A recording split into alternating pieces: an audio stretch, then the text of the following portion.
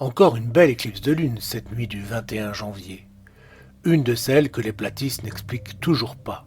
Et pourtant, Menteur Sargent a reçu un très beau cadeau à Noël. Une jolie maquette de la Terre plate qui permet de comprendre... Qui permet de comprendre quoi, au juste? Les phases de la Lune? Non. Les éclipses? Non plus. Les saisons? Encore moins. Elle permet juste à Menteur Sargent de faire le kéké sur Discovery Channel, puis de nier l'évidence quand on la lui montre.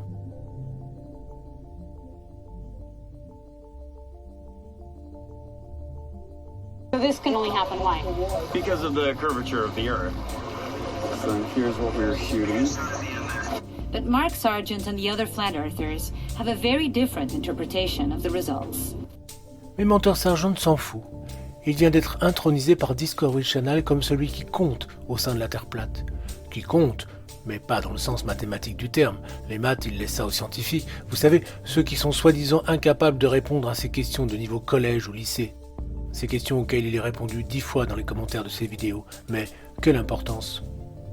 Moi, ce que j'aimerais le voir faire, c'est de la science platiste, car il est très facile de démontrer que la Terre est plate. Il suffit de prouver par exemple que la Lune et le Soleil sont proches pour mettre à bas tout l'édifice basé sur la gravité et donc la Terre sphérique. Comment montrer qu'un objet est proche? Par triangulation. N'ayez pas peur, amis platistes, c'est tout simple. Si deux personnes regardent un même objet depuis deux points de vue différents, ils forment un triangle avec cet objet. Or, un triangle, c'est un polygone dont on peut tirer 6 mesures, les valeurs de ces 3 angles et les longueurs de ces 3 côtés. Il suffit de connaître 3 de ces mesures pour en déduire les 3 autres. Il y a même des sites qui font le calcul pour vous.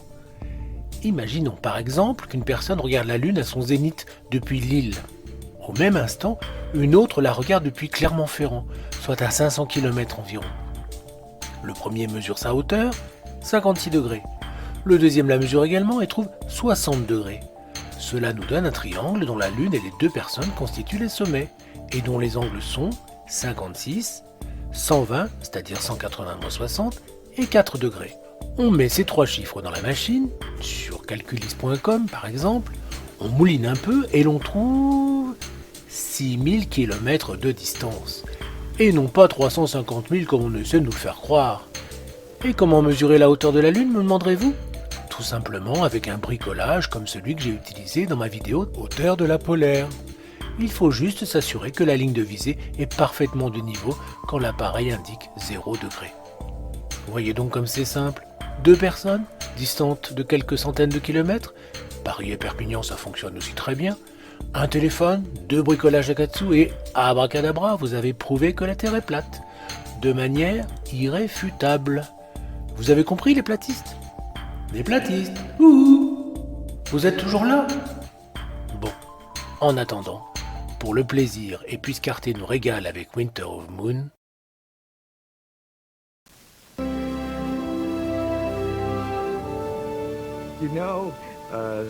Certains disent qu'on a tout trafiqué dans un hangar d'Arizona. Ça aurait peut-être été une bonne idée. Quelqu'un qui n'y croit pas, je l'attraperai par le col et je le secouerai jusqu'à ce qu'il change d'avis. À chaque événement important de l'histoire, quelqu'un parle de conspiration. Je n'imagine pas 2 Américains partageant un secret extraordinaire sans que l'un d'eux ne finisse par vendre la mèche à la presse. Alors vous imaginez des milliers de gens capables de tenir leur langue? On est allé 9 fois sur la Lune. Pourquoi aurait-on fait semblant 9 fois? Si on avait fait semblant. La vérité n'a pas besoin d'être défendue. Personne.